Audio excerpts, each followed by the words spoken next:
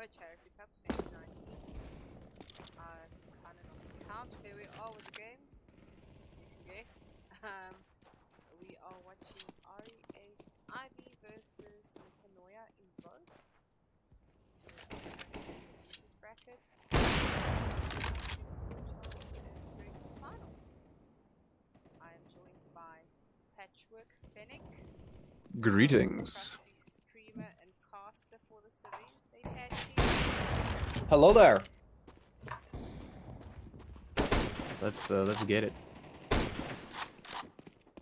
are streaming on both of the YouTube and the Twitch channel. Not streaming to the YouTube channel, and Patchwork is streaming to our Twitch channel. So if you have a preference, you get to pick tonight. Woo! Yay, we love choices. We're all about choices here. That was a profoundly deep statement. I am pleased. I might just have to repeat that whole intro, considering the Twitch people are still on the stats page. Two welcomes tonight. Oh, nice. Damn. So it actually, you know, we said it would be a choice, but actually the YouTube people are privileged. They get 2 intros. YouTube is a better choice. Come on. Wow. Prejudice much? Yes. Well, you're not allowed to have any prejudice now, alright? Even though there's a Metanoia team playing, okay? We've got to be impartial. That is our mandate. I'm actually allowed to be a bit more brutal towards them, so... That is true. You are allowed to do that.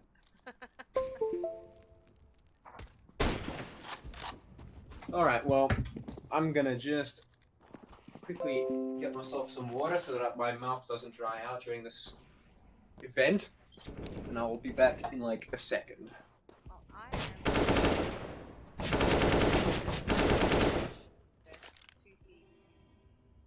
left at my house today. Really yummy. It's like jelly babies. No. Jelly tots. Like sour. It's delicious. So I might be a bit more wet for tonight.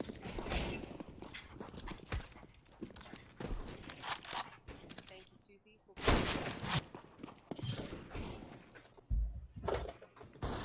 Okay. What did you get to drink? I was just telling them about my Twitch. Well, unfortunately, I don't have anything nice to drink except this water here. Oh, that's healthy, so... I did all my normal drinking yesterday.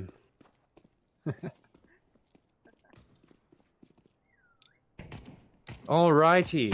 Welcome to all the people watching on Twitch. Thanks for joining us here. Today we are going to see an interesting game. It is Metanoia Invoked versus REA's Ivy. And for those of you who aren't by now caught up on the schedule, shame on you, because I've said it like 3 times in the past, like 3 games that I cast, so you ought to be updated by now. But just in case you're not, you know, I'm a nice guy, I'll tell you again. We're in the lower bracket at the moment. We're playing the 4th game of the lower bracket. And this game is going to decide who moves forward to round 2 of the lower bracket and gets to play against REA's GTV. In order to determine who's going to go to the 3rd round. Yeah, so that's pretty interesting. And the ultimate winner of the lower bracket gets a chance to play against the winner of the upper bracket in a grand final. So that's pretty cool. So if you stick with us, tomorrow there are 2 games happening. That is Leiden Academy versus REA's Fox, and of course the REA's GTV game versus whoever wins this game today. And then, of course, on the 17th, another 2 games. And on the 18th, another 2 games. And then on the 19th, 1 game, which is the final of the low bracket. So you got lots of stuff to watch. Lots of stuff to watch. Very nice. Right now, we're busy waiting for all the teams to get their stuff together. And while we do that, I will introduce myself. I'm your host and caster for the moment and night and for the foreseeable future. Patchwork Fennec, also known as Patchy. If you don't know me by now, I feel bad and I cry.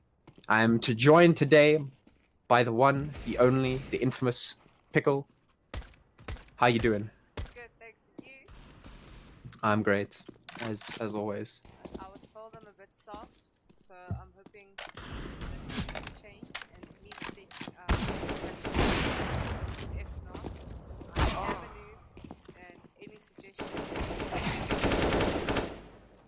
right. Well,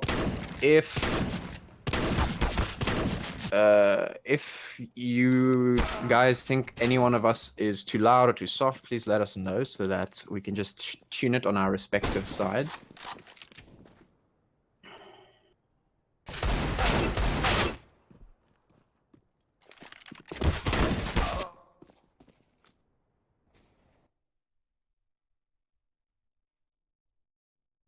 Ooh.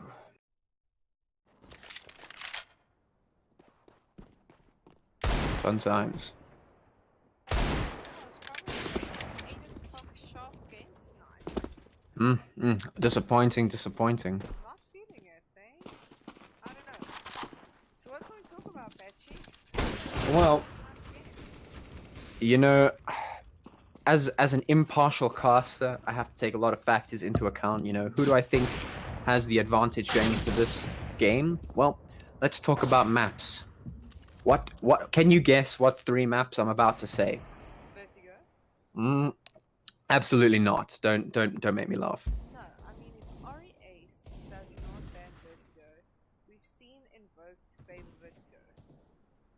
So I do expect a Vertigo pick from them if Ori Ace does not ban that map.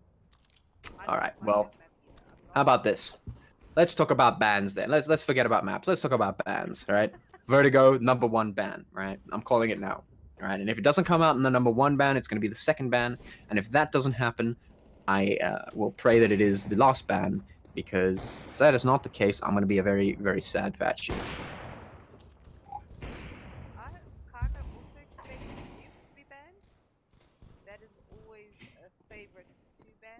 People tend to stray away from Nuke. It's a complicated map due to, I think it's mostly the sound cues that mess people up and the different levels of it's not a flat Yeah. Yeah, maps that use that kind of levels and stuff like that are usually a bit more difficult, to say the least. So it is no doubt that we will, you know, it would be no surprise if we saw bans coming out for Vertigo, for Nuke, stuff like that. Maybe even Overpass. But we've seen a lot of Overpass lately, in terms of picks. We've seen Inferno, we've seen Mirage, we've seen Dust 2, we've seen Vertigo. I'm really hoping it's not a Vertigo. I'm not a fan of Vertigo, as most people are well aware at this point. So, yeah, it is my hope that we don't see any Vertigo. But if we do, you know, I suppose that's that's just something we have to deal with as people. Absolutely. However, I'm gonna say the last time we saw Metanoia and Invoked pulling out some of that funny stuff, it didn't work out for them. And I know that because they're here in this bracket. So perhaps so perhaps we will see some standard maps. Hey, you guys want to pick some standard maps? Hey, maybe just a little bit of standard maps. Mirage, Mirage Dust 2 Inferno, maybe, just maybe. I have to say I am not fond of playing Dust, but Dust as well as Mirage are, I think, your staple maps to pop in the race in South Africa. Yeah, absolutely. It's just it's such an easy, square, well, sorry, balanced. It's a well-built map. It's designed brilliantly. It is. Yeah, it's a straightforward, well-designed map. It's even balanced. It is. Well, I mean, I suppose my argument is always that it is certain advantages to certain teams. You know, for example, the terrorists, they always have that immediate information advantage down mid. CTs have the setup advantage. Ts have a man advantage. So, yeah, it depends on how you look at it. I always like to say this map is a little bit T-sided, just by the very nature of the way the T-side works. Always see corpse. Mm. Fun maps to orb on. Always like the map. You'll always see orbs more than you would a nuke or a vertigo. Yeah, but it does provide a lot more opportunity for them because the way that these maps are laid out, the Dust 2, that Mirage, that kind of vibe that you're getting from seeing so many orbs, because of the way the map is designed, you know, there are like at least, let's say, 2 ways to peak a single lane, and there's 3 good, you know, usually about 3 good lanes to peak down with the orb, you know, so there could be perceivably, you know, 6 different places you could be using the orb, you know, with very high impact. So it's not unusual to see orbs on a map such as Dust 2 or Mirage, and they can come in very handy, you know, if you use them right. You can do some big things with them. People can't hear me. I don't know what I can do to fix that. Is that on YouTube or is that on Twitch as well? I'm getting that feedback on YouTube, and it's the female. The female The is female, female. It's Peniel. incredible. Thank you very much for being able to discern whether I am a female or a male. That is always fun. That's always good to know. I've changed my settings a bit. I'm hoping it works. I really am hoping it works. So let's just, I don't know, hope it works. Yeah, I sometimes struggle with my mic. It does weird things sometimes when I leave it alone, and I think when I scream too loudly into it, it decides not to work properly, and it gets like automatically softer for some reason. And I do not know if that is like a mechanical thing or like a software thing, because I've looked through every single piece of software that I have, and it shouldn't be a software thing. You know, it doesn't seem to be a software thing. So yeah, I sometimes have to fight with mine. But I would also fight with you if you were screaming into me. Quite true. So I cannot blame your mic.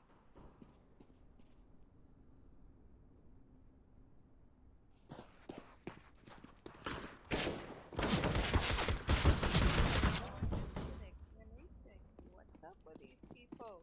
I do not know. It seems like they are waiting a very long time for some unknown reason that has not been communicated to me or anyone else that I am aware of currently.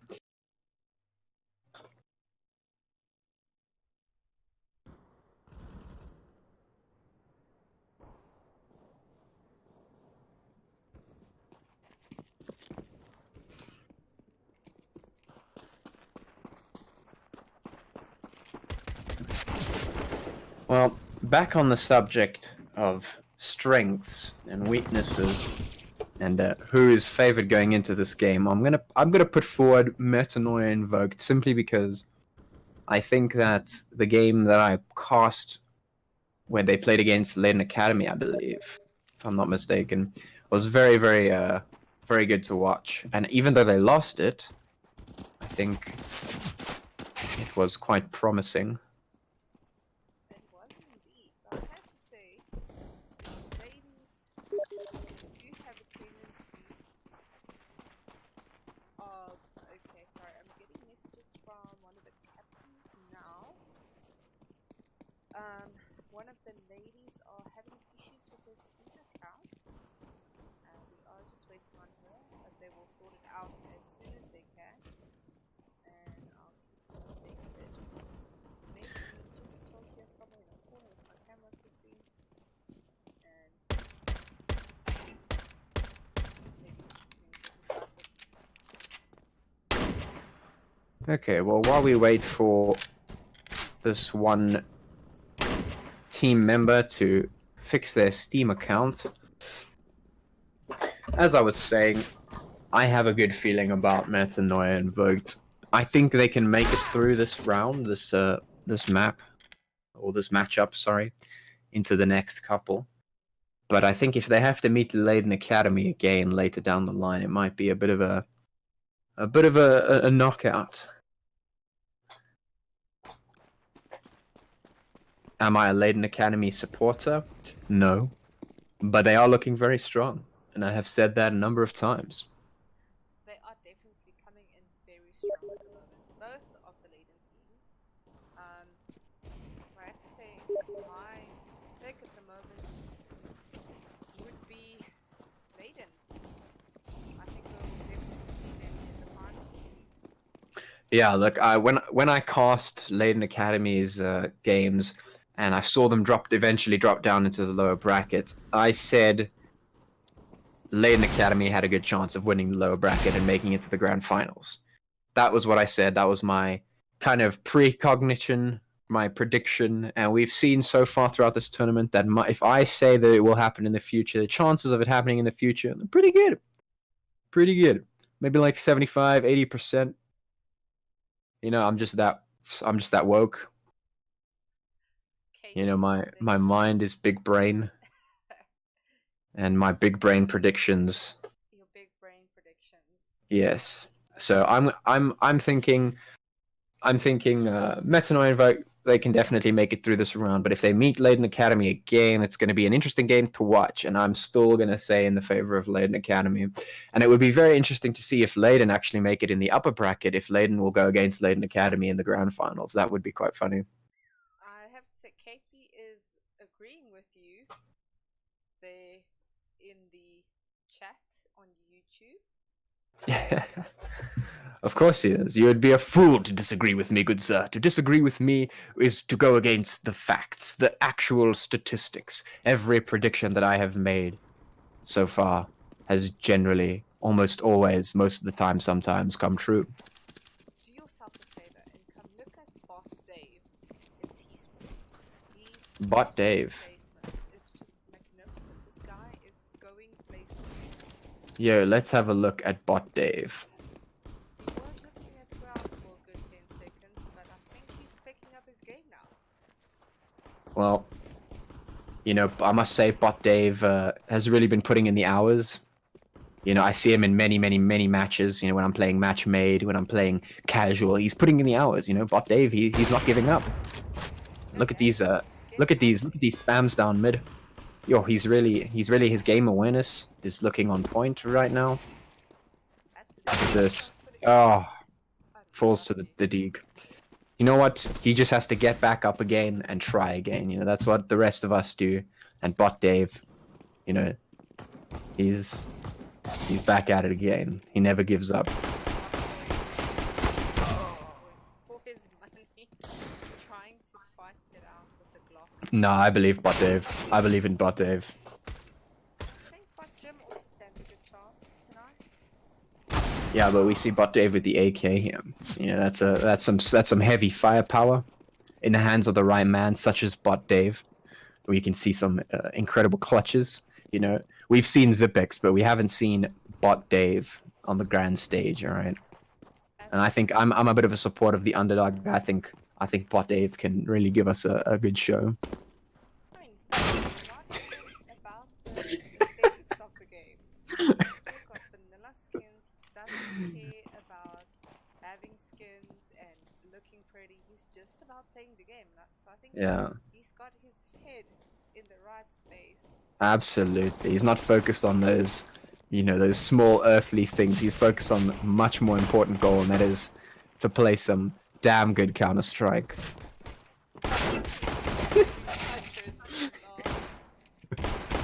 Oh, that was a great kill right there. Beautifully done, Bot Dave. We support you, buddy. Oh no, he's got the shotgun. He's learning from Ed Meister. Ed Meister 360 has been teaching him a few dirty tricks. I think he's been playing with him too much. Let's just be honest. Let's see if Yeah, he absolutely. has influence on him or not. No, I think if you play with Ed Meister 360 and you learn how to pick up the shotgun, I think it's too late for you. I think you've forgotten all your chance at being a real pro. I'm just kidding, okay? It's no flames here. I love Ed Meister, alright?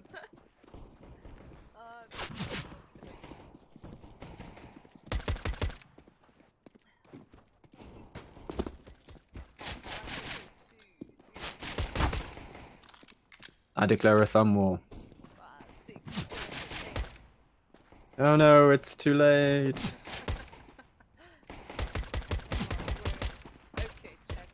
guys want us to talk about?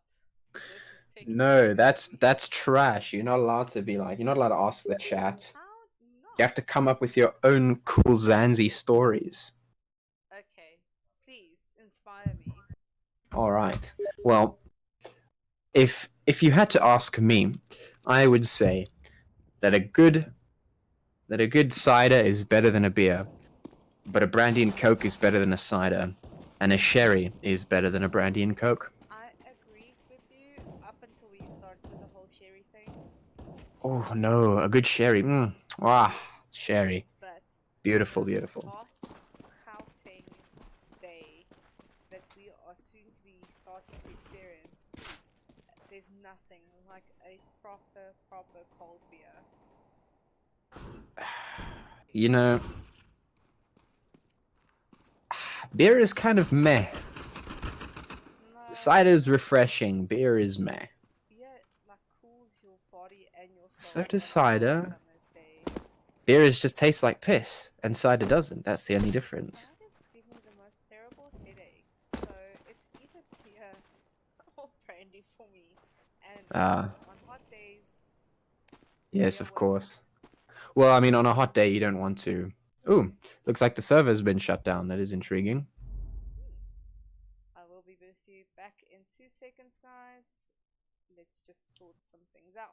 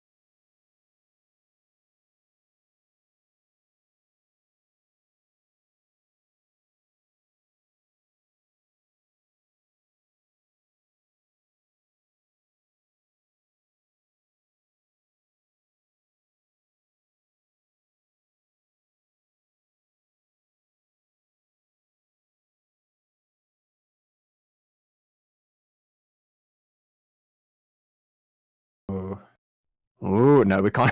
We can't joke about that. We can't joke about that. That's a serious accusation right there. We can't joke about.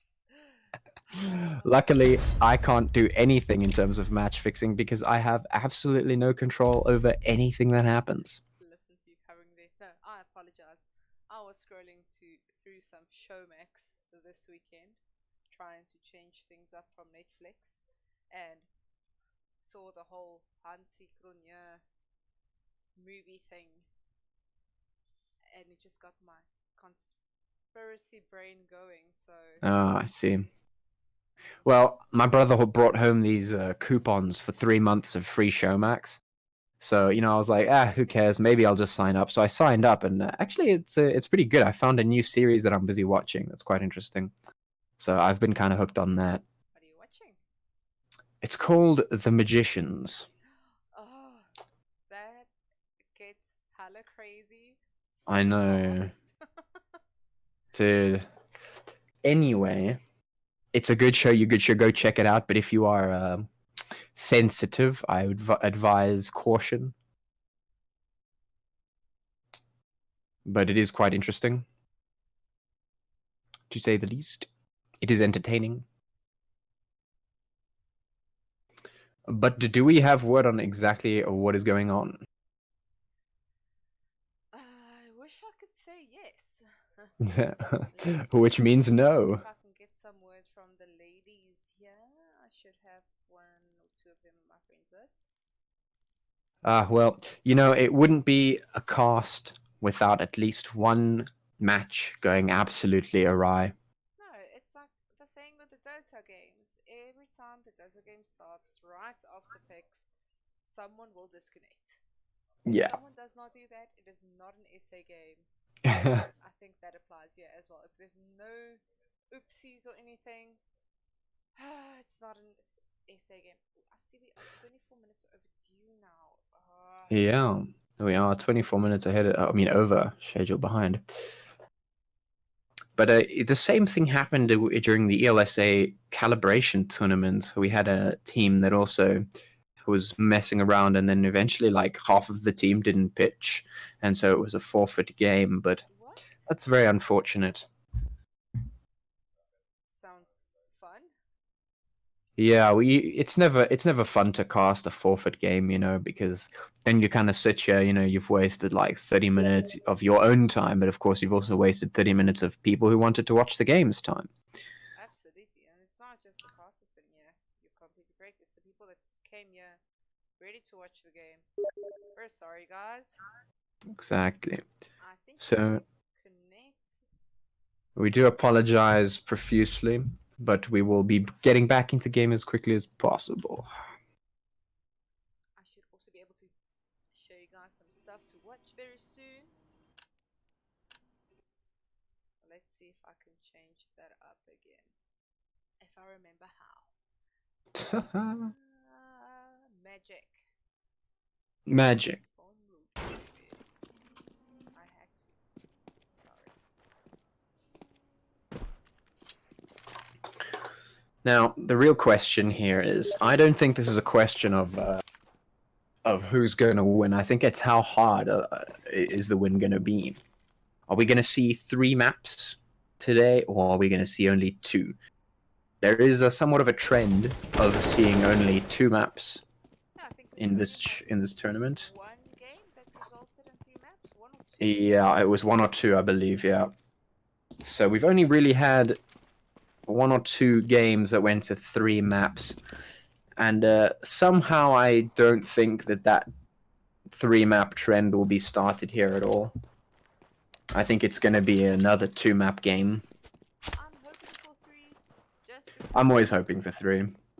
just like I always hope for an overtime. Those Absolutely. games are so fun. And Absolutely.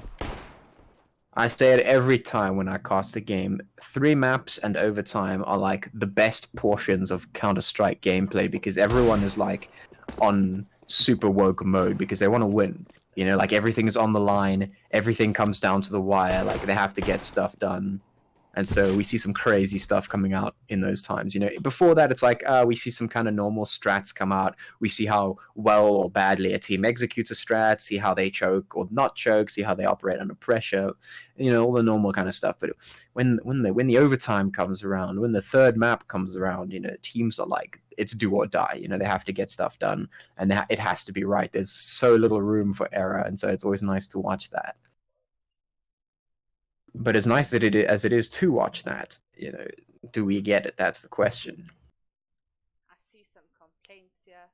When is this game starting? Guys, it was supposed to start at 8. Our apologies. And I'm sure the players are also apologizing. You just can't hear them. We How had nice some of you. technical difficulties. And it seems to be fixed now. I'm hoping it's fixed.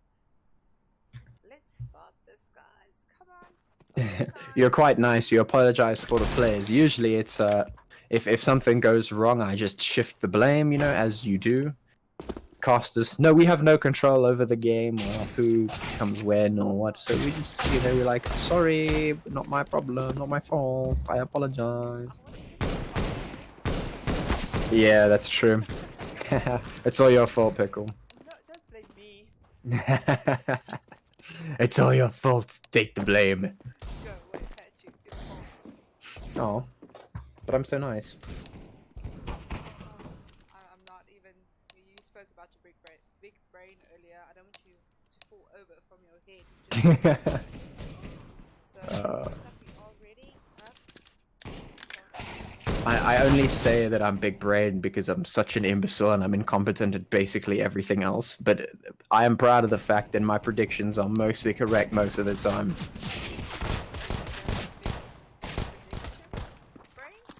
Yeah, pretty much. Finally, okay, we're live. Here comes the knife round, and yeah, let's talk some knife round strats. I always say, pick a wall, don't stray off. Don't be the one that goes off. Be a Rambo. Well, everyone seems to be a Rambo right now.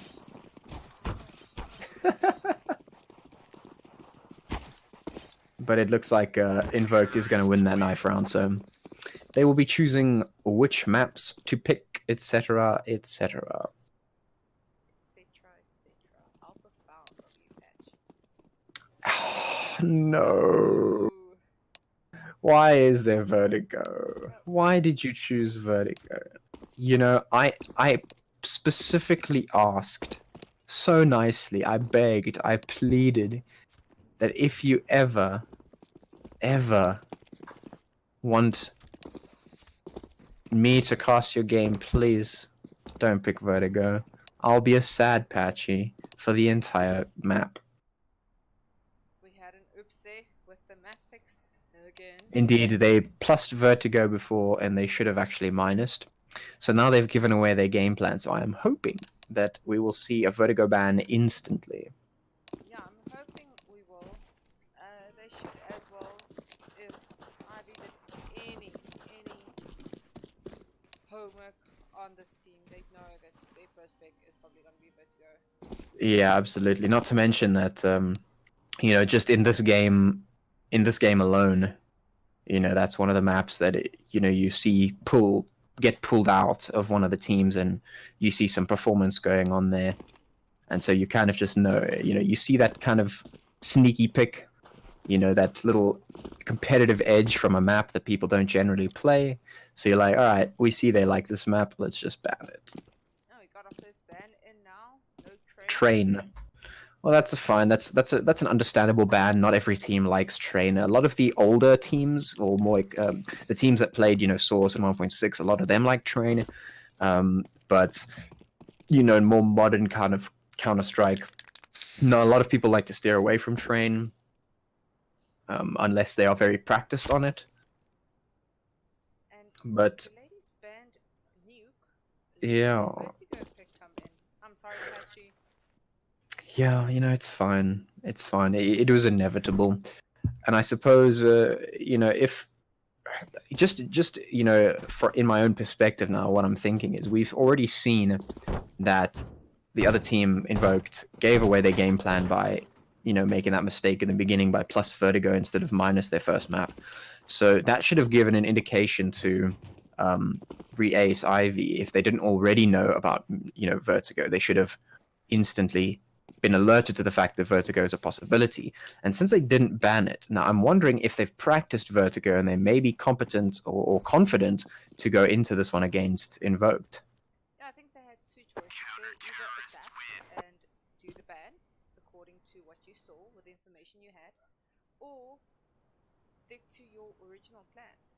Because I'm sure everyone plans out their picks and their bans ahead of time. That's true. Yep.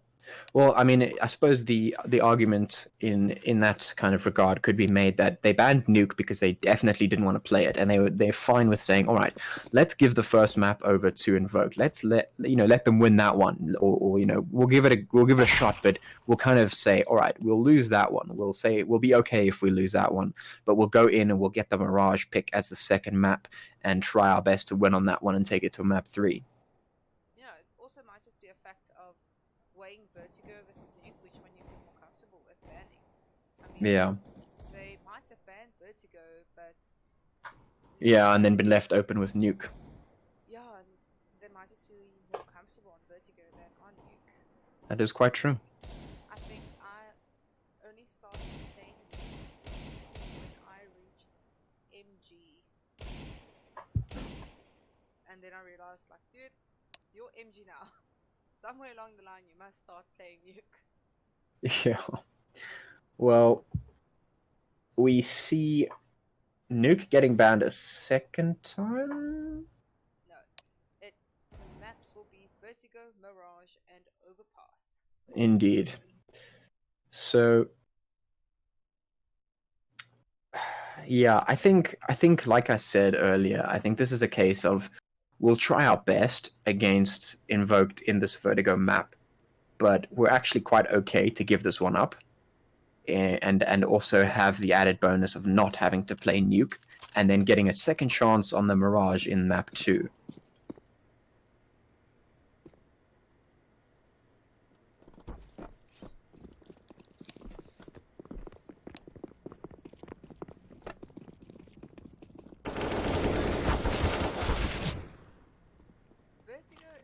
not like Nuke.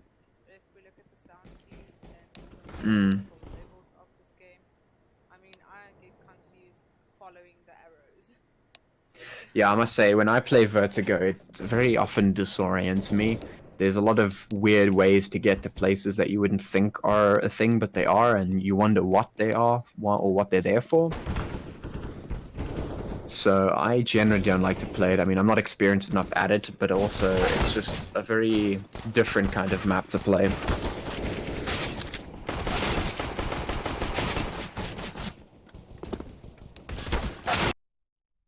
Like I said, seeing Invoked in playing against the Leyden Academy, they looked quite strong. They looked on form. They looked like they knew what they were doing.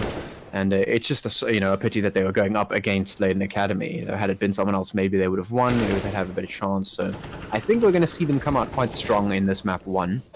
And I think they'll continue that regardless of whichever map they go to.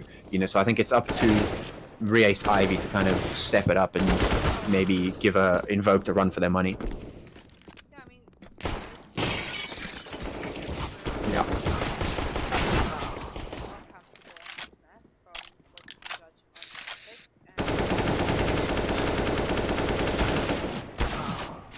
and have their strats and everything set out on their first map pick. So we'll have to see how the game is countered. Yeah, and not to mention that, whereas most teams will practice a certain map pool, pretty much everyone has played Mirage, at least everyone should be somewhat comfortable on it. So the question is, have Ivy really practiced Mirage to a point, to a peak where they can stand confidently against Invoked, or are they just going to be, another competitive team on the map, in a kind of head-to-head thing, That is a good point, and we will find out soon. Indeed.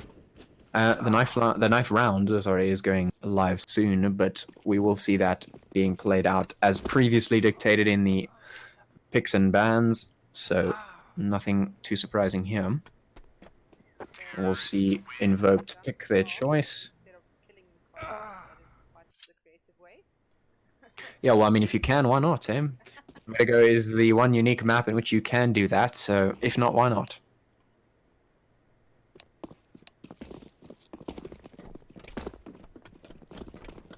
So Invoked have decided to stay on the T side here, and what that tells me is that, I don't know much about this map, but what that tells me is that Invoked, they, like we said earlier, they have practiced this map. It is something that they've been pulling out in this tournament to get a little bit of an advantage, to get that map 1 under the belt.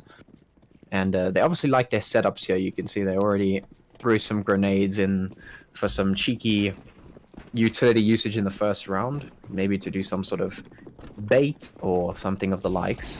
And it's up to Dark Angel now to defend this site. She gets 1, but that's about it so far. Bibster can't get the conversion with the Deagle. Squeaky gonna get taken out as well.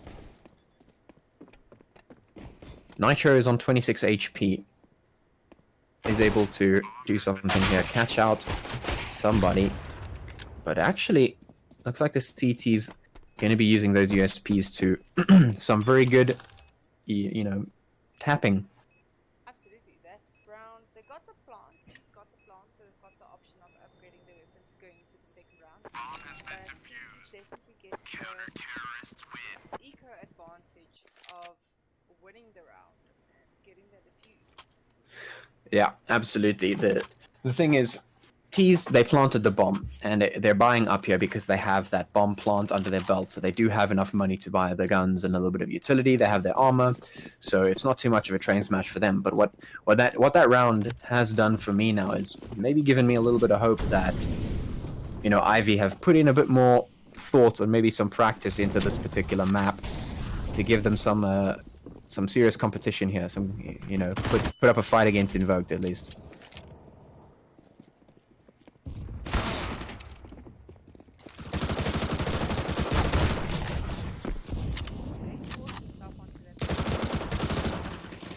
Absolutely, but the SMGs have to come in clutch here. They have to do something. KitKat gonna get caught rotating. Now it's a 2v2. 48 HP on Blaze in a 1v2, but they are very low. This SMG could tear through them, but actually is not going to get the timing right. Now it's going to be... a lot of money into that round, and unfortunately it paid off for T side, and they get to do some upgrades there. Yeah, but what I did notice there is that the CT side didn't spend too much money in that round.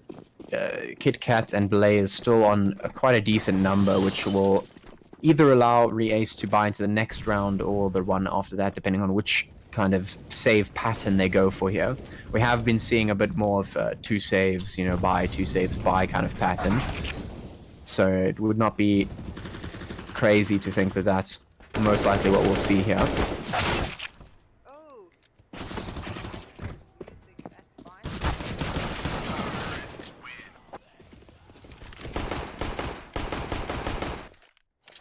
Indeed it was, but that's expected. CTs only had pistols on them. They didn't have any utility, didn't have anything like that. And I'm pretty sure Invoked kind of saw that coming. That's kind of a given. You force the first round after pistol, so it's only natural that you will be saving after that. So that's kind of a calculated round there. Nothing too surprising.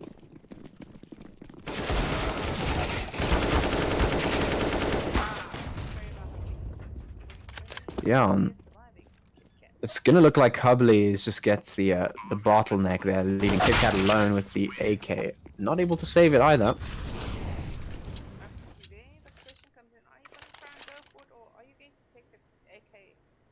Well, the CTs can buy now, so they have the money to go in. But yeah, I guess the question was, do you save the AK? I wouldn't be able to tell you, considering on this map I don't know how effective save rounds are. Where do you go? Do you go into the bathrooms? Do you lock yourself in there? Like, where do you kind of go? Especially in the way the map is kind of built, is very easy to, or not so easy perhaps, to go into a place once you're kind of locked in. So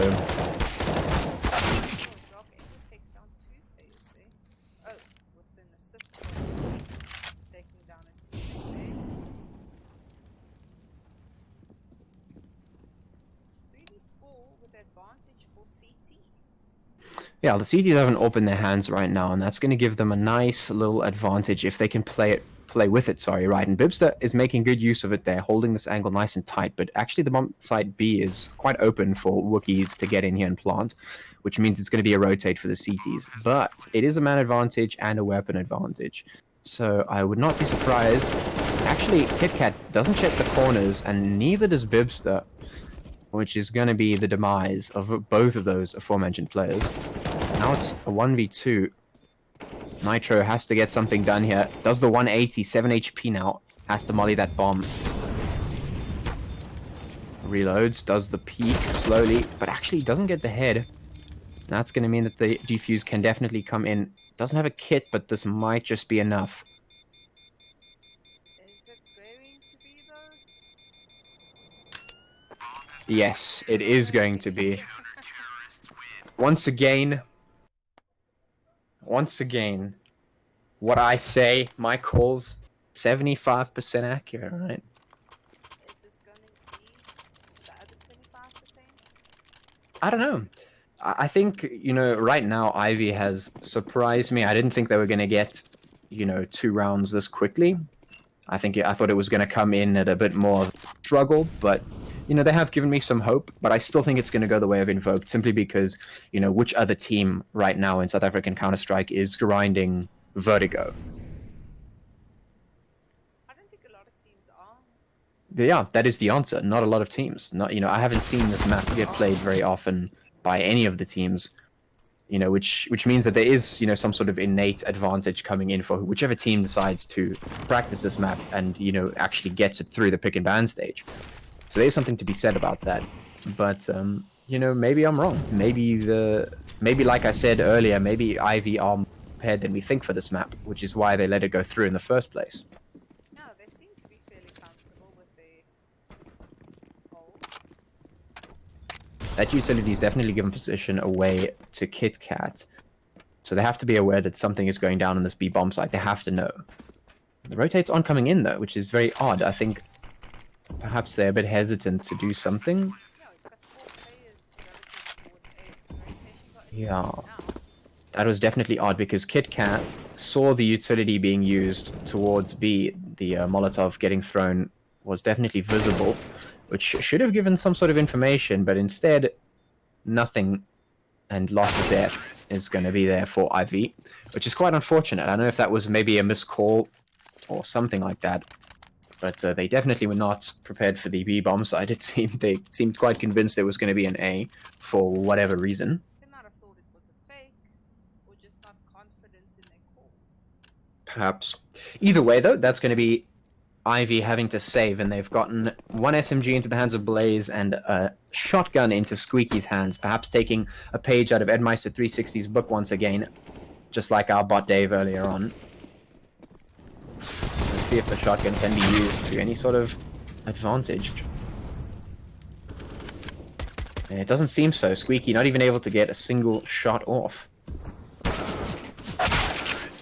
that's going to be a quick cleanup for the terrorists. The little half-buy round with the shotgun and the SMG not really working out. And the CTs, they do have enough money to buy in here, so I wouldn't be surprised if we saw guns coming in.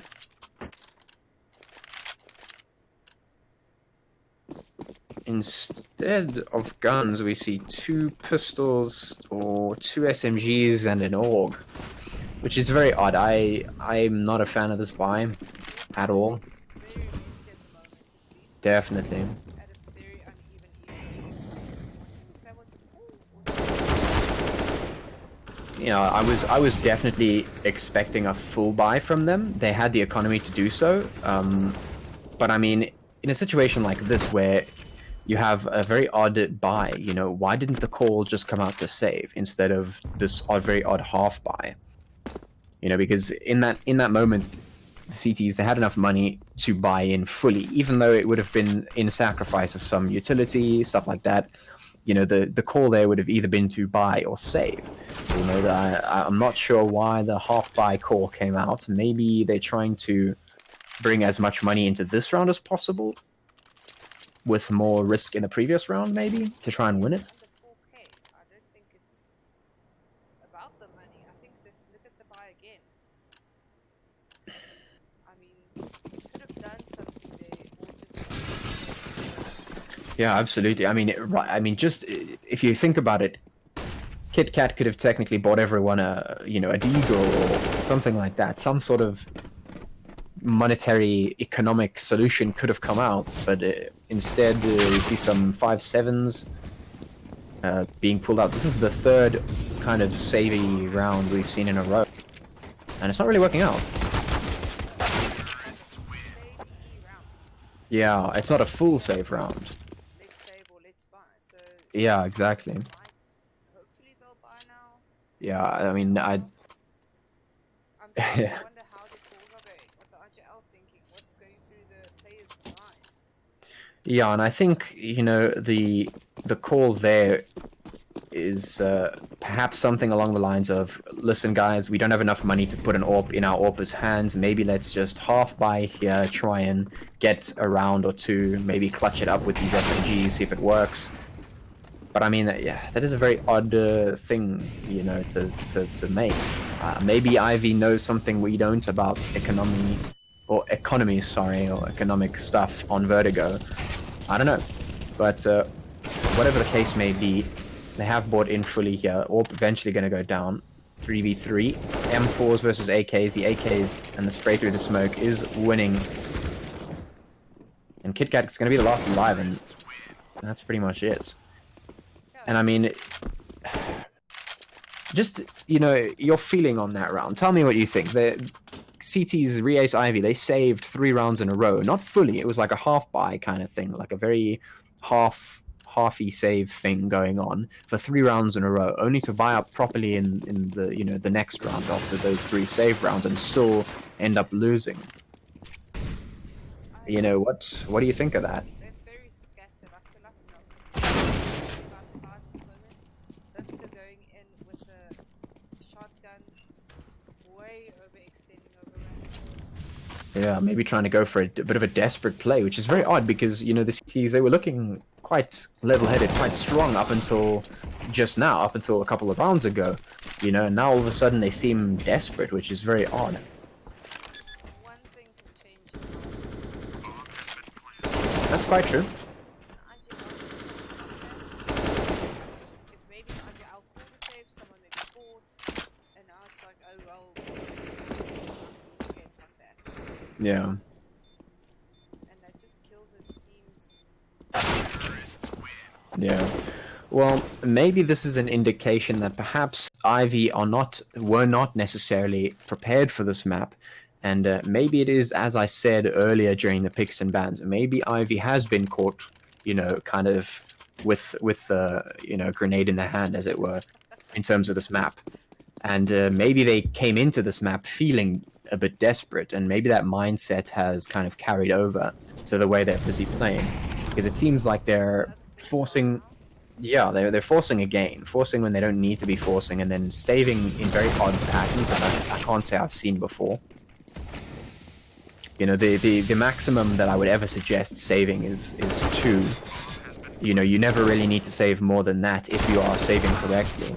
Yeah, if it's a coordinated save, you should be fine. Yeah, especially considering that, you know, players like, I think it was Kit Kat and someone else had quite a bit of money on them, and it was only the other teammates that didn't have that much money. And the reason they didn't have that much money is because we saw an SMG and a shotgun being bought on 2 players during the initial save round.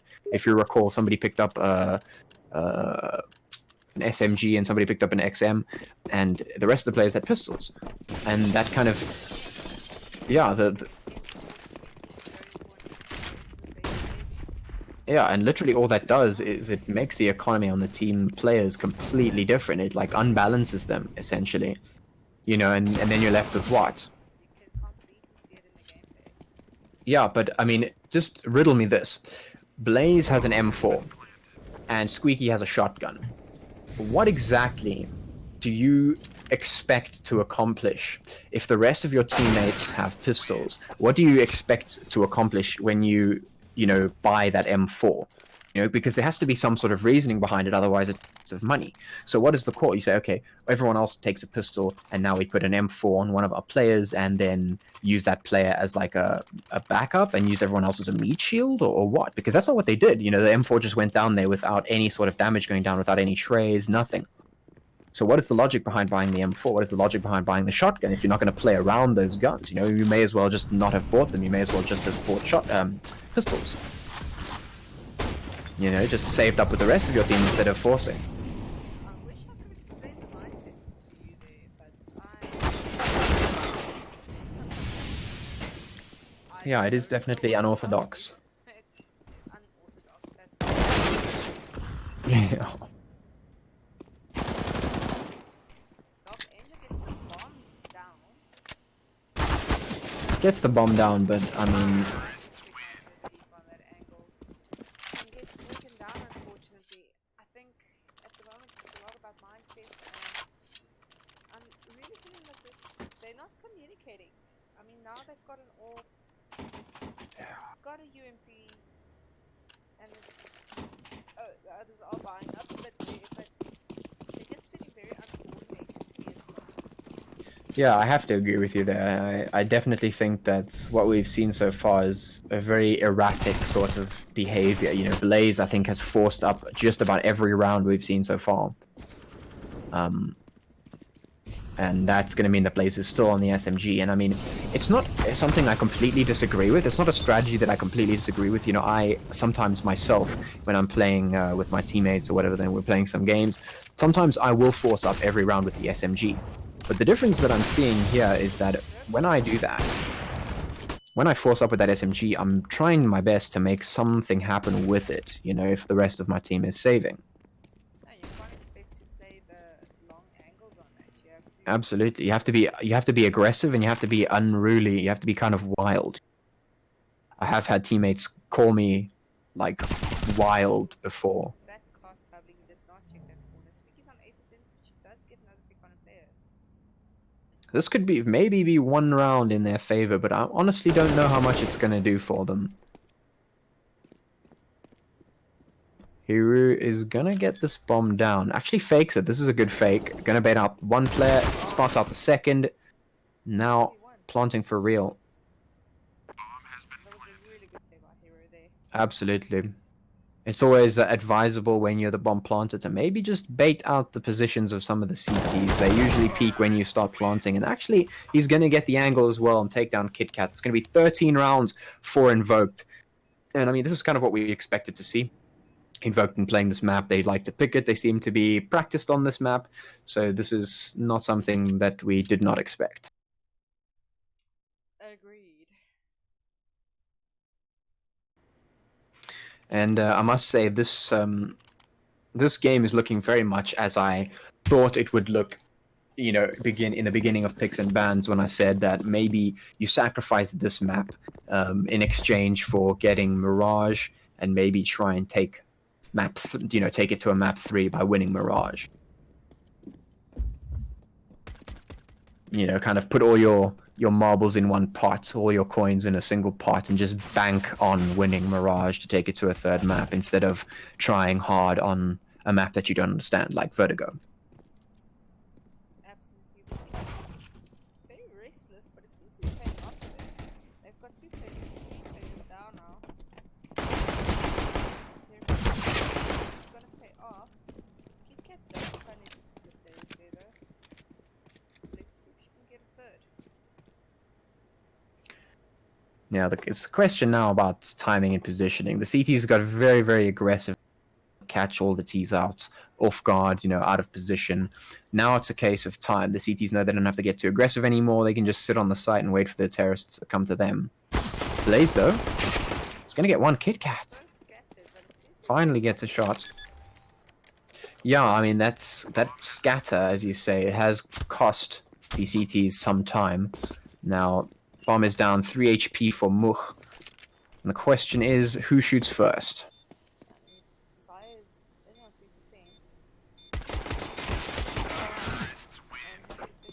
3%. Yeah. Ivy. Let's go, ladies, bring it back. Yeah, well, I mean, that's a round in their favor. That's going to give them a bit of economy to play with. But, you know, with 3 rounds against 13, it puts you in a bit of a sticky situation. You know, you've got to kind of make this work now. This has got to be something. Absolutely, you know, you have very, very little room to work with. There's no room for error anymore. You kind of just have to win. Squeaky getting a 1.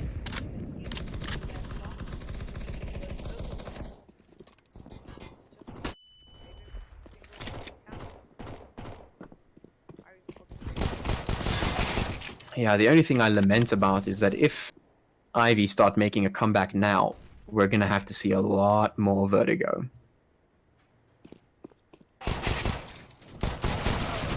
Very nice positioning from Hubley, but eventually going to get traded out. It is a 3v2. Man advantage to Ivy. But they're going to have to use this. Nice. Blaze gets a pick on site, and that's going to open up B. It's going to leave Wookiees in a 1v2, having taken down Bibster. Actually gets the bomb planter as well, and that's a nice timing from Wookiees. And he gets the P90. Ooh. Gets taken down by Squeaky.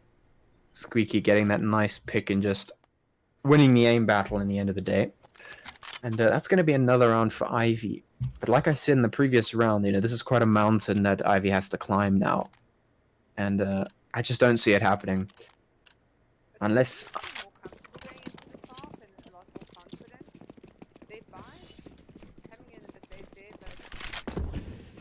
a little bit more uniform. Yes. Absolutely. Yeah, well, definitely hope that it is so, you know, even if Ivy don't win this one, seems likely. Even if they don't win this one, at least maybe their mental game is a little bit more stable now, a little bit more on point. Maybe they've decided, listen guys, let's just get our stuff together, let's be more in sync now, and that'll definitely be a positive thing for them going forward.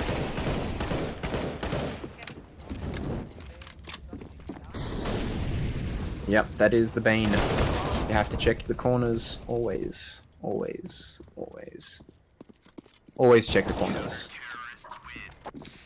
I've said this for 3 casts in a row now, but always check your corners, regardless of what situation you're in. Basic CS people. Well, I mean, not even that, you know, sometimes people get into like that flow mode, the kind of zone, and sometimes you just have to remember some of the things that you usually forget in a pressured situation, you know.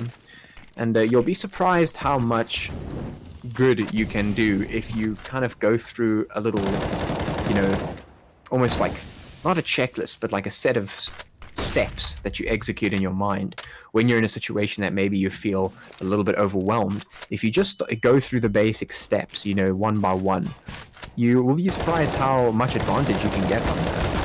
Say, okay, let's start checking the corners. Yeah. Calm yourself down and take the rest of the round from there. Yeah. Situation exactly like that, but she gets taken down by Zio.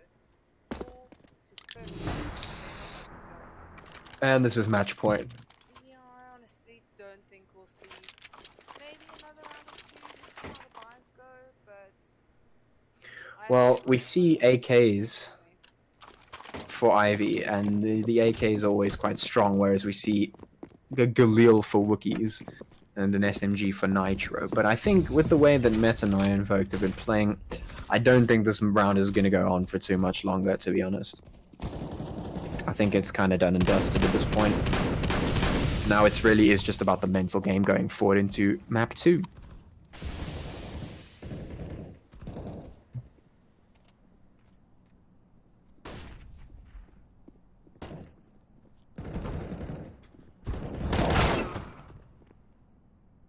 Oops, they're actually going to use that shotgun to some fruition, even though getting tagged down to 12 HP. Gonna get taken down by Nitro.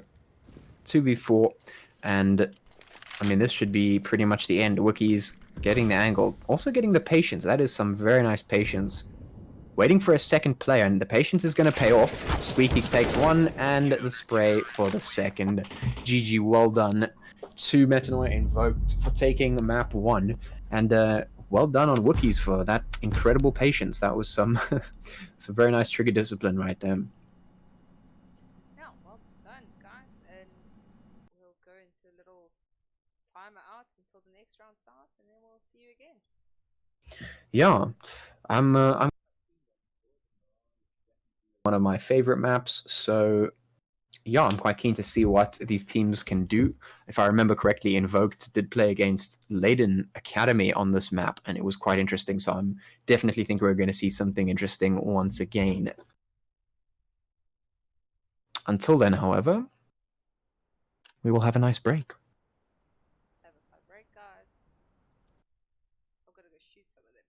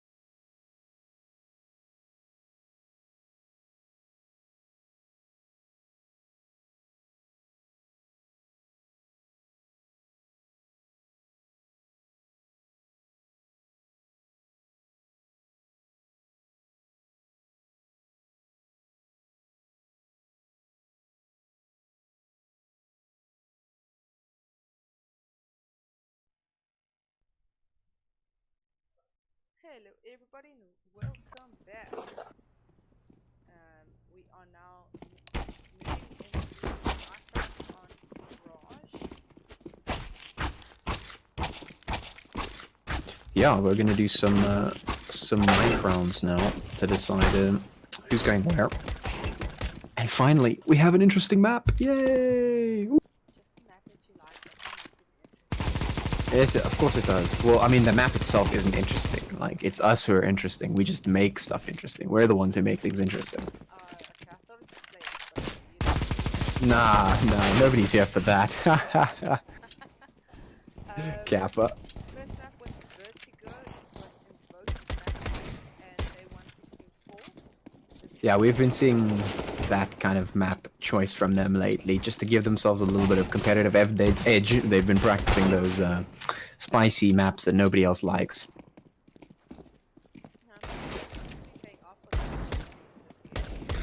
Yeah, well, I mean, if you can get yourself into a position where other teams are kind of just accepting defeat on that particular map and hoping to go to a map 3 instead, obviously that's going to be a huge competitive advantage. Absolutely. Especially But now, like you said, Mirage, Dust, Overpass, Inferno, kind of like the standard maps. yeah, You will always see. yeah, absolutely. Everyone's like okay on it. So if you can focus on one map to just get that edge on, I mean, why not? Especially if you can do it on a map that everybody else hates. Yeah, that is quite true, you know, I suppose. Give yourself every edge you can. With that being said, though, we are now on Mirage, and it looks like Invoked are going to be winning the knife round again, and I'm very interested to see which side they decide to pick. Squeaky's still AFK in spawn. It's alive! It's alive! And as we watch which side they pick, I'm going to say that this map is theoretically CT-sided, but as I say every time I cast this particular map, it is very much dependent on who can use utility properly. If the terrorists have a good execution or good usage of utility, they can easily break into pretty much any site, right? And if the counter-terrorists have good counter-utility, then they can stop that breaking into the sites. So it really depends on how good the team is with utility. Yeah, actually, I haven't seen Ivy on this map yet as the side, but I have seen it. And they execute good. A lot of failed. They fix that in time. Well, right now, Ria's Ivy, sorry, are not having the best T side. Pistols on the T side, not the strongest, not the best for long range, and they decided to go mid. So that's not going to work out the best. But I think if they save here and buy into the next round, obviously they'll have a nice chance. Instead, Squeaky going into the round late twice now. Let's see if she gets it. but you know what else I'm noticing? And something that I'm not very excited about. We see Blaze with the MAC-10.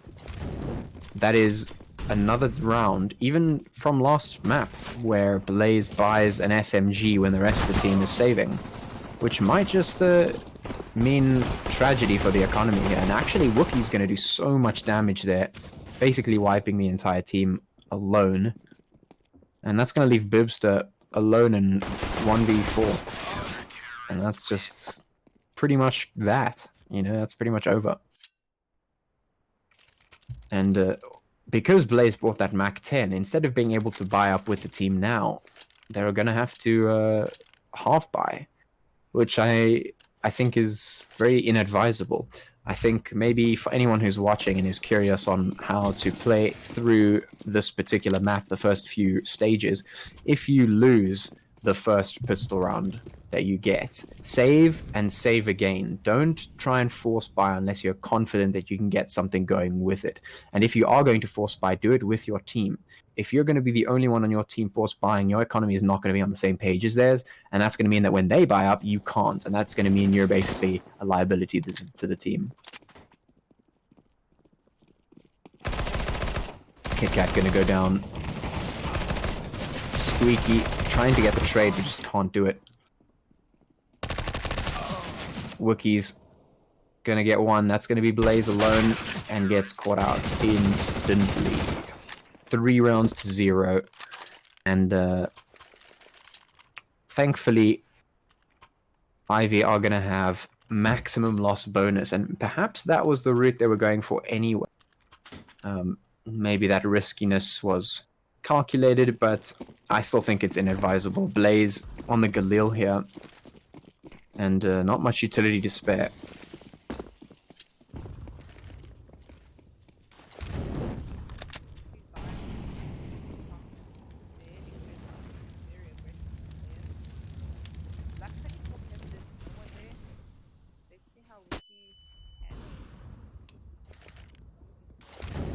Oof, Wookiee's gonna get caught with the grenade in hand, and that's gonna mean that Kit Kat gets that first pick.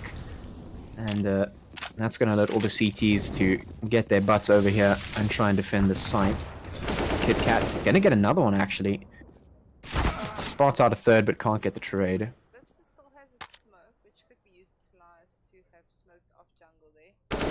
2v2, Squeaky gonna get caught out. Now it's all up to Bibster to try and clutch this one out. The bomb is down, but 11 HP is gonna mean that this is gonna be very difficult.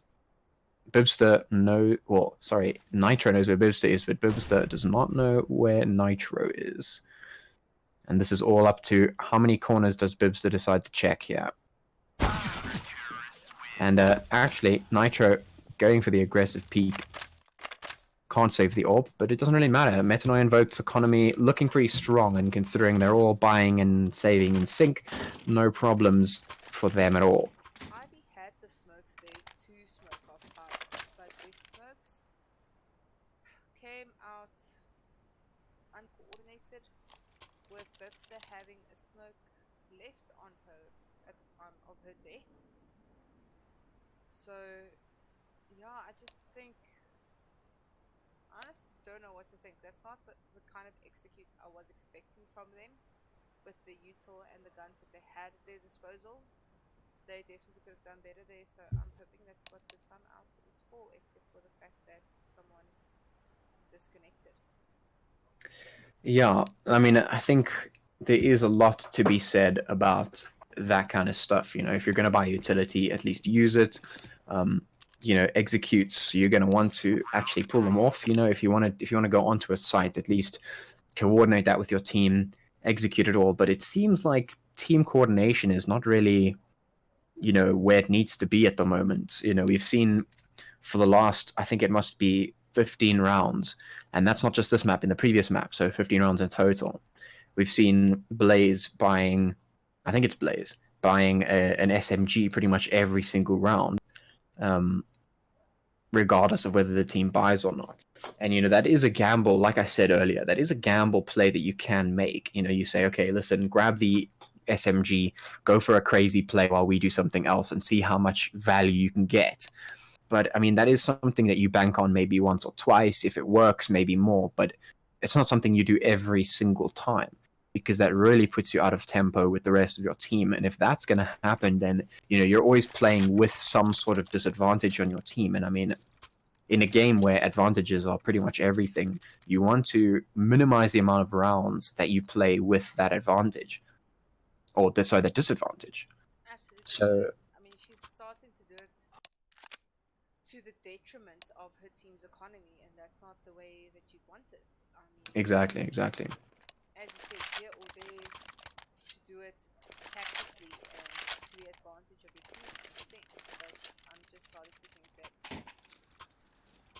she's just doing it. Yeah, and I honestly, I don't even think I've seen Blaze on a full rifle here at all. You know, it's pretty much been an SMG or a Galil every time. I don't think we've seen an AK or an AWP or anything like that. I think there it also comes in with, she's got the eco forward, so she might just prefer the Galil. Quite true. Maybe Blaze does like the SMG. Maybe that's the thing here. Maybe Blaze likes playing with those SMGs, playing with the Galil. I must say, whether it's working or not. Yeah, absolutely. And I mean, you also have to start questioning, like, you know, if you are going to be buying weapons like that, when everyone else is saving. Even if, okay, yeah, let's say you don't like the big rifles, you don't like the SG553, you don't like the AK or whatever, you don't like the AWP, that's fine. But then at least save when the rest of your team saves, and then get the economy so that you can buy your AWP an AWP, or you can buy a weapon for somebody else and then settle for that cheaper gun that you like to play with. Because the cheaper gun is always there, you can always buy it, you can always force it out. It is cheaper, that's the whole point. So rather, save the extra money for your team, to use it there instead of letting it just go to you having another SMG while everyone else is saving a game. Ooh. Much is just going to line them all up. Eventually going to get traded out, but it's just not going to be enough. It's easy doing the last bit of work onto Bibster. And only one of the CTs is going to go down, and it was Much, and he got 4 kills there, so that's 100% value. Economy going to be pretty good for Invoked right now. And yeah, the other thing we were talking about, aside from the forcing, is the utility usage. I think the previous round was the only round we saw some sort of utility coming in, but I think they pushed a bit too quickly, waiting for it to come down. Yeah. So I'm not too sure what... Squeaky gonna get that kill onto Hero with the Tech 9, but it's a 2v3 and, 36 and 44 HP is gonna be pretty much nothing, especially for these AKs. And that's gonna be another round. 6 rounds for Invoked.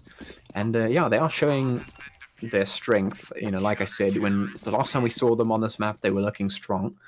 And they did choose CT side as well, which is theoretically the strongest side. But like I said, it does come down to the utility. And right now, as you mentioned, the utility just hasn't been coming in. You have 5 smokes on your players, and then only 2 smokes come down onto site. And yeah, you have to start asking, maybe is it perhaps a lack of knowledge of where to use the smokes or when to use the smokes? What is the game plan or lack thereof? And once again, we also see Squeaky not moving while the rest of the team is dying. Yeah. What's that thing like? 157. So you have to start thinking, where is this team's mindset at the moment? Yeah, it must be quite crushed, I must say. When you're losing, rounds like this and things are going wrong, one of your teammates' ping is too high, and then this happens and that happens. I think it must be, a pretty daunting thing to have hanging over your head, and I think maybe they're just kind of not really in it anymore. Yeah, and I mean, we've seen this mindset thing coming to play for Invoked as well. On the last game I casted for them, we also saw the same thing with Invoked. They came in strong on their first map, which was Vertigo. Second map, I think, was Mirage, and they just lost it. Their mindset wasn't there. They just completely. You could have seen it on the gameplay. Their buys were out of sync. Their plays were just not there, and I think it could happen to any team. And I'm starting to see that on the ladies' side tonight. Yeah, absolutely. There is a reason why professional teams have, such as Astralis and things like that. They have psychologists for the team, Fnatic psychologists for the team. All the big names and pursuers, you'll find that they all have psychologists for the team, and there's a reason for that. Is mindset is a big part of the game. It can make or break a game, and I think one of the things that you see is that when your mindset starts deteriorating, when there's a little bit of discord, a little bit of disharmony. It can take one player. Exactly. And that discord throws off the whole team, and that affects teamwork. And once the teamwork is broken down, it's pretty much over, because this game is, as much as it is, you have the star players, you have the players who overperform and shine. This game is very team oriented. So if your team is, if the team cohesion is broken down, if your mentality is not good and everything's kind of in disarray, then you obviously are going to be losing, and it's going to be stupid things, small things that you can fix, things that you don't, mistakes that you don't have to make, you don't generally make, but you will be making those mistakes, just because of the way that that your mindset has been deteriorated. Yeah, I mean, CS is a very intricate game. It's not just about Zaya, who was Jelenovic. It's not just about running and gunning. It's not just pew pew pew. Okay, we won. It's team communication. It's economy Absolutely. management, strats, getting your It is. map knowledge up, being able to do the pre-aim, checking your corners. I can't think of anything else now, but there's a Yeah, lot but I of mean, stuff. the thing is, even if you isolate what you just said there, things like strategy, that is one part of the game that is absolutely huge. You have the team play, but when you have the strategy, like you said, it's not just pew pew pew. Sure, a lot of it is pew pew. If you have a player who can aim just so well, if you have a player that can really catch people off guard, if he can go in and cause chaos in the map, then that's great. But at the end of the day, you have to have a plan, because a well executed plan really just is so strong. It really wins games. That's the kind of thing. Like, sure, you can get kills, but at the end of the day, if you have a good strategy, doesn't matter how many kills you get. I mean, you can be the inferior team in regards to your aim and the kills you get, but you can completely offset the other team with your util usage and your strats and your communication. Exactly. And I mean, we saw that exact thing in Majors past, CSGO Majors past, where Astralis was just absolutely dominant. And it wasn't because they had better players. It wasn't because they had the best aim. Sure, they were all good players, but the best thing that they had in their playbook was good strategies. They were just coming out with the most incredible team play that CSGO has ever seen in ever. And that's why they were winning. They're famous for like those grenade nukes that they've been throwing, into, say, for example, Mirage Sniper's window there. They have those team plays that people hadn't really expected. And that's what won them. That's what kept their streak going for so long. And that just speaks to the strength of team play and strategy in this game. And yeah, like we said, that's just something that you have to kind of have down. And if you are on an off day, if your mentality isn't in the right place, if things are not looking the greatest, it does affect your gameplay. And yeah, it can end up just being a very unsatisfying game. Ladies throwing the money to absolute like early into the round, completely giving away their position. Mook gets nice and aggressive. Yeah, very aggressive mid player. And the thing is, the CTs, but the thing is, they have that ability now, because they realize they're in a position now where the other team is indecisive. They're not really committing to a proper execute here, or maybe they're making mistakes. And once you know that, once you're the enemy team and you know the other team is making those mistakes or is in that situation, you can get extra aggressive. You can get like extra crazy and not expect to be punished that much for it, and you can catch people out quite hectically once you have that advantage. T-side must just grind down now and try and punish them, adapt and punish them for being so aggressive. Yeah, at this point you would think maybe try and play it slowly, wait for the aggression to come out and then get some picks. And then try and work it from there. We see... Yeah, there's a couple of smokes being lined up here for the B play. But this requires teams to be on point. The shotgun is going in first. Bibster checking the corners, spots out one. Isn't able to take him down though. 16 HP for Hiru. They actually push straight through the molly, which is going to tag them all up, and that's going to be so easy pickings for these AKs. Wookiees, Nitro, and Hiru all have a nice saved AK there. Which are... very smart there. Saw he's not going to survive. He fell back and ended up surviving the round, letting his teammates come in. He didn't play Hero, even though he's definitely in the lead with the moment. Yeah, top fragging in the server, Hiru playing smart. We see some movements towards apps and A here, the bomb being moved towards main. Let's see if any mistakes are made. Blaze is covering the entrance here, but it looks like Wookie is not going to push up just yet. Yeah, Nice he's like too. to push through his own smoke and Yeah, that is a smart play, and that's going to give Mook a quick peek, and that's also going to allow Wookiees to get aggressive as well and almost get a second. Bibst on 13 HP, Mook on 37. Squeaky might have just been spotted out here in mid. Actually doesn't, and catches Hero off guard, but it's not going to be enough to take him down. Kit Kat and Bibster now are the only two left, and they have to decide what they want to do here.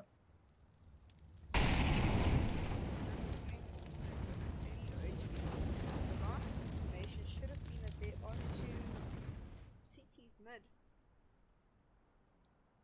Yeah, and the other thing was they had been shut down on their A play, and the other teammates were kind of rotating towards B, and if they had hit that as quickly as possible, they might have been able to catch the CTs off guard, get the bomb down, but instead they decided to go mid, and the utility kind of just stopped them off, and I think actually they're trying to save here.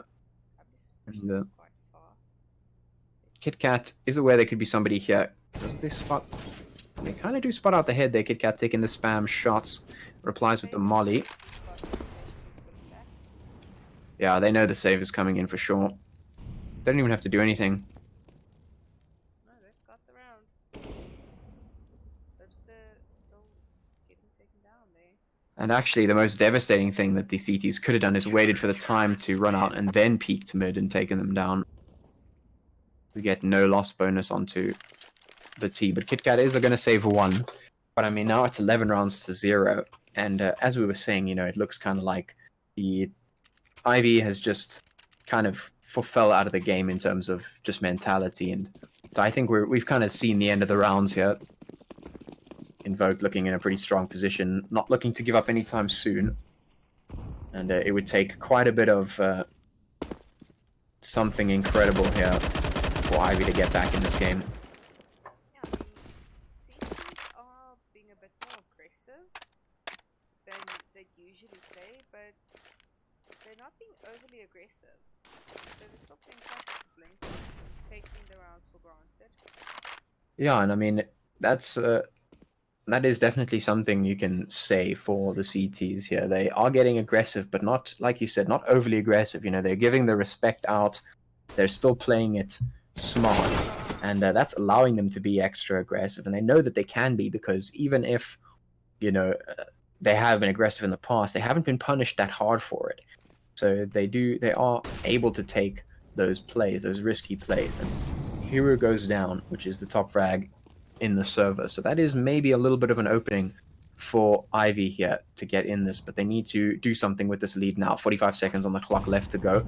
Something has to happen. Yeah, like just got to do something now. And those two players just miss each other now, so I appreciate it. Just too late. Yeah, Much just about to push in there, but doesn't spot anyone out. The rotate comes through to B. They're going to catch this one lone CT here towards B. If they hit this hard enough, they could just get the bomb down, and they have a chance in this round. Dark Angel not going to spot anyone out, but going to get taken down as well. Kit Kat spots one. 1 HP. Gets taken down by the pistol. P250. 5 seconds on the clock. There is no time to plant this bomb. Yeah, the only option there was die or save. Save wasn't really gonna happen. Yeah. 12 rounds for Invoked, and like I said earlier, the last time I saw them against Leiden Academy, they looked pretty good and looked pretty strong, and perhaps we'll see them get further along in this lower bracket, and maybe they can meet Leiden Academy along the way again, and perhaps have another match and see if it goes a different tune, and maybe they have a chance in going back into the finals. Mook actually going to get a nice peek onto Squeaky, caught completely unawares. None of the Ts were watching that entrance, and that is a crucial mistake that the CTs capitalized on. Booster not going to get anything for the shotgun. Headmeister's teaching is not working out this time. Going to get another one as well for the trouble. That's going to leave Dark Angel with his Deagle in 1v4 and make that a nothing. V4. Yeah, another round to Invoked, 13-0.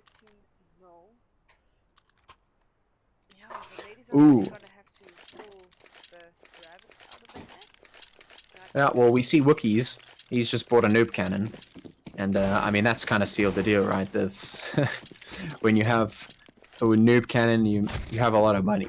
And you can see CT's, their economy is in such a good place, they really do not have to care about money at all, considering they're 13 rounds in, and 14th round is busy being played. Yeah, they're So, maxed out on cash, basically. yep. And not to mention, the noob cannon can do a lot of devastating damage if it's in the right place. Hero getting aggressive here towards Abs might get caught out, and does. But that's going to call the rest of the CTs into rotate, and the Ts taking their time to move forward, not really doing much.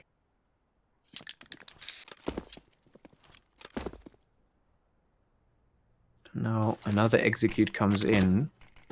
But once again, no quick movements from the Ts, playing it super slow.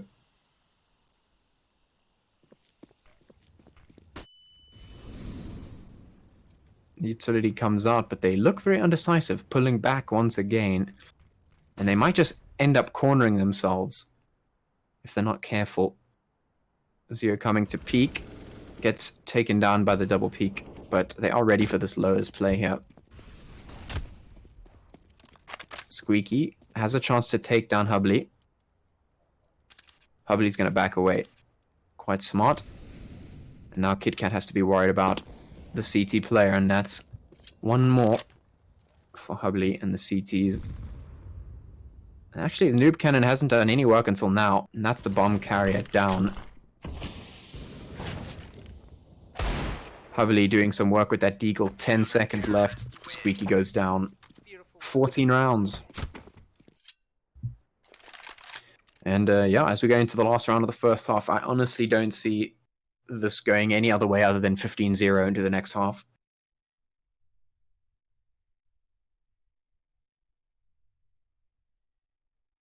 And actually, Zio has a Negev.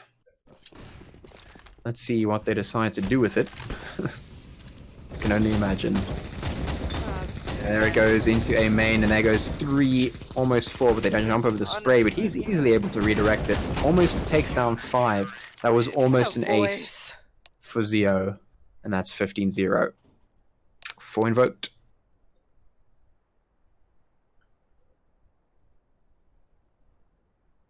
Yeah, the noob cannon play, not really the nicest thing, but we've all been there. We've all done it. I mean, I used to have a friend that said if the gun's there, you play with it. He actually preferred the card gun before it came into meta again. Yeah, it's the T side now only need to take 1 round. Let's see if they can get Dark it. Angel spamming that corner, but isn't going to get anything except 1. CT's in a bit of a sorry state here. Getting taken down pretty quickly. KitKat has to make something work with this 5-7, sorry. But can't really seem to pull anything off with it. The USP close range isn't going to work out for Blaze, and KitKat also going to go down 0-16 in favor of Invoked, and that's going to be 2-0 for this matchup. GG to Invoked. Once again, a very, very strong showing from them. I'm quite keen to see them move on in this tournament, maybe match up against Leiden Academy again. And, yeah, that would be quite interesting. But anyway, GG to both of these teams. Unfortunate for Reace Ivy. Head maybe not in the game today. But let's hope they can take a little bit out of this game and maybe come back stronger again next time they go into a competitive match. Definitely. Thank you so much, everybody, for watching. Thank you, Patch, for the co-casting and streaming and other nights of games. We'll see you guys again tomorrow and the day after that and the day after that. Absolutely. Until all the way until the grand finals. And yeah, so thanks so much for tuning in. Be sure to go check out Metanoia's website. That's metanoiaesports.co.za. And you can check out all of the stuff they got going on there. To be sure to follow the Metanoia Twitch channel, also on Twitter. And even me, I'm on Twitch, twitch.tv/patchworkfennec, also on Twitter at patchworkfennec. And that's going to be it from me, guys. Thanks for watching. Thanks for tuning in. Have a good evening. Yeah, thanks so much, guys, and we'll see y'all later. Bye.